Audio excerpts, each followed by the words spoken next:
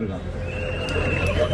நயினார் நாகேந்திரன் சொல்லுகிறாரு, அமையக்கூடிய மந்திரி சபையில் பாஜகவை சார்ந்தவர்கள் அமைச்சராக பொறுப்பேற்பாருங்கிறார் நயினார் நாகேந்திரன். நயினார் நாகேந்திரனுக்கு பதில் சொல்ல கூட வக்கில்ல.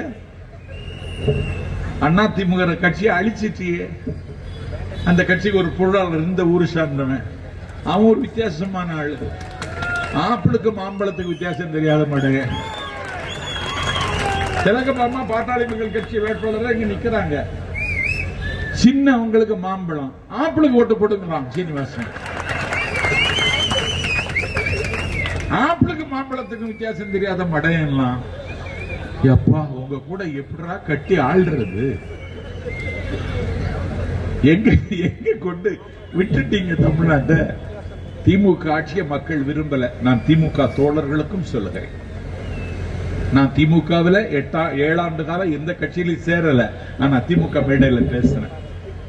நான் ஒரு மிலேச்சத்தனமான பாசிசத்தை எதிர்ப்பதற்கு திமுக மேடை பயன்படும் என்று நம்பினேன். என்னுடைய நம்பிக்கை தகர்ந்தது. நான் மிகுந்த கவலை அடைந்தேன்.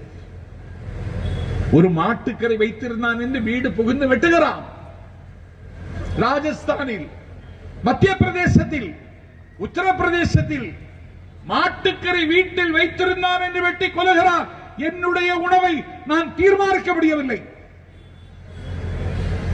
இஸ்லாமியர்களுக்கு நாங்கள் நெருக்கமானவர்கள் என்று சொல்லுகிறேன். ஸ்டாலினை கேட்கிறேன், இதிலே உங்கள் கருத்து என்ன?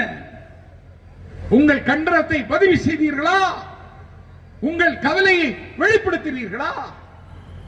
நபிநாதர் ஸல்லல்லாஹு அலைஹி வஸல்லம் 1500 ஆண்டுகளுக்கு முன்னால் வகுத்த ஷரியத் சட்டத்தை நரேந்திர மோடியினுடைய ஆட்சி அத்துமீறுகிறது. அவருடைய ஷரியத் சட்டத்தை கை வைப்பதற்கு உனக்கு ஏன் அதிகாரம் கேட்டீர்களா? தேசிய புலனாய்வு முகமை என்கிற பெயரால் எங்கள் இஸ்லாமிய சொந்தங்களை பயங்கரவாதிகளாக சித்தரித்து எங்கள் வீட்டுக்குள்ளே அத்துமீறுகிறான் தேசிய புலனாய்வு முகமை. என்னுடைய அனுமதி இல்லாமல் ஏன் தமிழ்நாட்டிற்கு வந்தாய் என்று முதலமைச்சர் அவர்களே கேட்டீர்களா?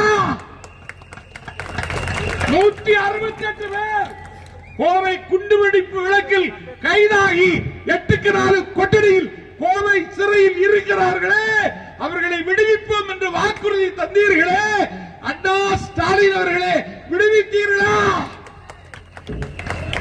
164 ஆக்ட், அதை வைத்தே அவர்களை விடுவிக்க முடியும். ஏன் விடுவிக்கல?